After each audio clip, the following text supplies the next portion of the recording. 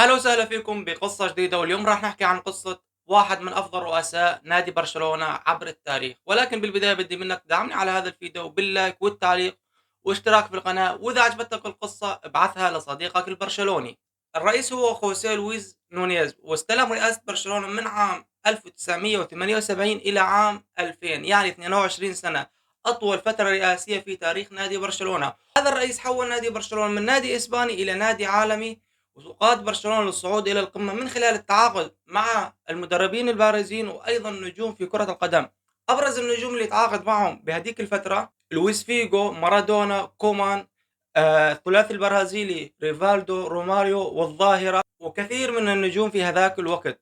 وهو كان أول رئيس منتخب لنادي برشلونة، لأن بالقبل ما كان في انتخابات، كان الرئيس يتعين سنتين ثلاث وبعدين يجي رئيس بعده. ولكن تم انتخاب هذا الرئيس ليكون رئيس لنادي برشلونة، لأنه كان تاجر عقارات كثير مشهور وكثير ناجح بهذا المجال، وكان اسمه بهذا المجال الإمبراطور، يعني زلمة معه مصاري كثير. فتم انتخابه لحتى يساعد برشلونة ماليا واقتصاديا، ويطالعهم من الأزمة اللي هن فيها، وكان عليهم كثير ديون، وخاصة بعد بناء ملعب الكاب نو. طبعا نونيز ما كان له علاقة بكرة القدم، ولا كان عنده هدف انه يصبح رئيس لنادي برشلونة، لا، كان هدفه انه يصبح عمدة مدينة كاتالونيا.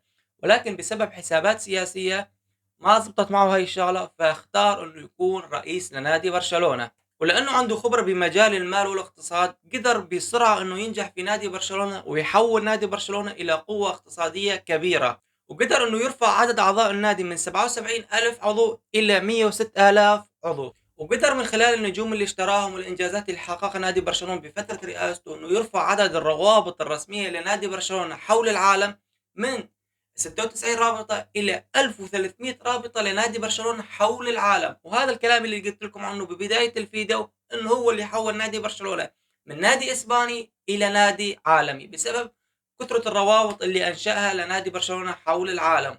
وفي سنة 82 تم بناء ملعب ميني استادي بسعة 15 ألف متفرج، وكان الهدف من بناء هذا الملعب انه يكون الملعب الخاص للفريق الثاني ب، وايضا للفريق النسائي يلعب عليه مباريات. وفي سنة 2020 تم هدم هذا الملعب وبناء ملعب جديد تحت اسم ملعب يوهان كرويف. وايضا نونيز هو اللي قام ببناء متحف نادي برشلونة عام 1984، وكان من اوائل الاندية اللي تبني متاحف خاصة بها. هو يعتبر الاب الروحي لمدرسة لاماسيا، هو اول شخص امن بهي المدرسة، وكان يهتم كثير باللاعبين اللي يتم تصعيدهم من لاماسيا الى الفريق الاول. وحتى بعد وفاته طلع حكي من بعض الناس انه لازم يتم تغيير مدرسة لاماسيا الى مدرسة نونيز تكريما له، لانه هو الشخص اللي امن بهي المدرسة واللي خلاها واحدة من انجح المدارس عبر التاريخ. نونيز هو اللي جلب مارادونا الى نادي برشلونة. مارادونا كان لاعب شاب، ولكن نونيز جابه كاغلى صفقة في التاريخ بهذاك الوقت. نونيز هو اللي اعطى القرار الجريء ببيع مارادونا بعد المشكلة اللي صارت بالمباراة ما بين برشلونة واتلتيك بلباو. حسب بعض الاشخاص المقربين من نونيز، يقولوا نونيز هو الشخص الوحيد اللي كان يعامل نادي برشلونة كانه ملكه الخاص، يعني باتخاذ القرارات لوحده، بتحمل المسؤولية لوحده، وحتى بالصرف كان يصرف من جيبه على نادي برشلونة. في سنة 88 وقبل الانتخابات تم اكتشاف مشاكل في عقود اللاعبين يعملها نونيز حتى يتلاعب بالضرائب ويتهرب من دفعها. طبعا هو لحتى يتهرب من الضرائب شو عمل؟ قسم رواتب اللاعبين الى قسمين، قسم اول ثابت بالعقد، وقسم ثاني كان مرتبط بحقوق الصور وشبه مضمونة للاعب، ولكن كان يدفع ضريبة اقل لهذا القسم، وبالتالي انه بشكل عام بتكون الضريبة اقل، وهذا فيه تلاعب. وأيضا اكتشفوا عدة نسخ من عقود اللاعبين، نسخة يبعثها للجهات المختصة ونسخة تظل بينه وبين اللاعب. صار في تحقيق بالأمر وتفتيش للمكاتب، ويقال أنه منافسين نونيز بالانتخابات هن اللي سربوا هاي المعلومات.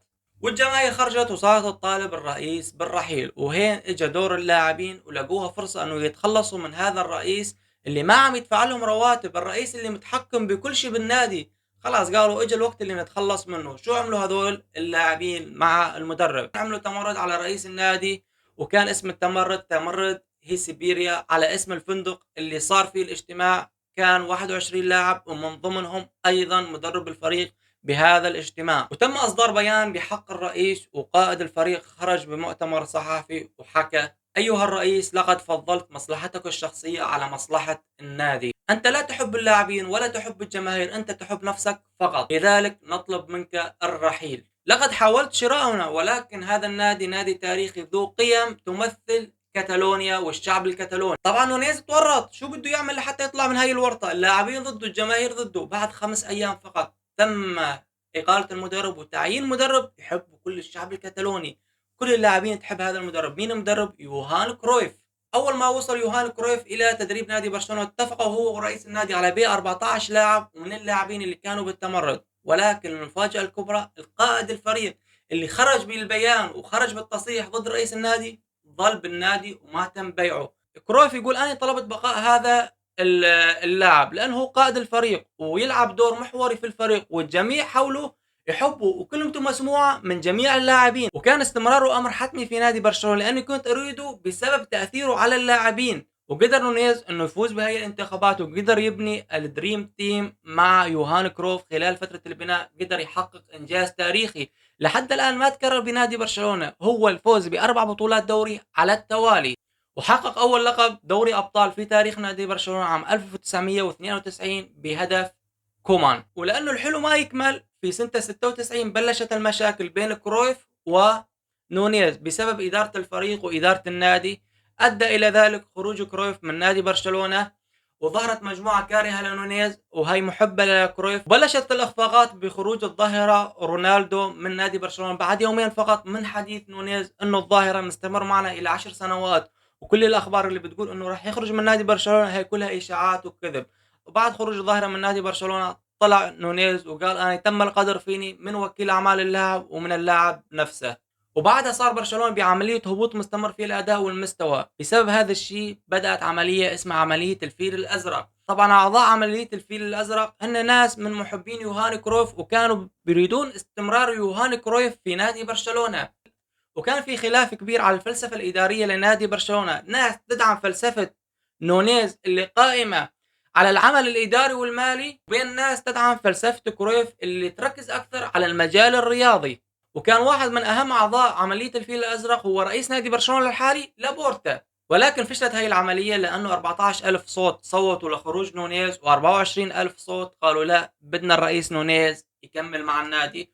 واستمر نونيز حتى عام 2000 مع نادي برشلونة. وخلال فترة نونيز مع نادي برشلونة، برشلونة حقق بطولة الدوري 7 مرات، بطولة كأس الملك 6 مرات، وأيضا حقق بطولة واحدة لدوري أبطال أوروبا وكانت أول بطولة لبرشلونة في دوري الأبطال، وبطولتين كأس الرابطة الإسبانية هي بطولة قادمة كانت تقام. وحقق 5 سوبر إسباني و4 بطولات بطولة أوروبا أبطال الكأس و2 سوبر أوروبي، بمجموع 27 بطولة كأكثر رئيس نادي حقق بطولات في تاريخ نادي برشلونة. في عام 2000 استلم رئيس جديد لنادي برشلونة اسمه خوان جاسبارات، هو أصلا كان نائب رئيس نونيز طول فترة رئاسته ولكن ما استمر طويلا، فقط 3 سنين. وعام 2003 استلم خوان لابورتا رئاسة نادي برشلونة وكان أول رئيس لنادي برشلونة يدعم ويؤمن بإرث يوهان كرويف. في عام 2014 ثبت أنه نونيز كان يتهرب من الضرائب ويتلاعب بالأوراق المالية وتم سجنه لمدة 6 سنوات وتوفي في عام 2018. وبيريز بذات نفسه زار قبر نونيز وقال الآن الجميع يدرك عمله العظيم الذي قام به، إنه أحد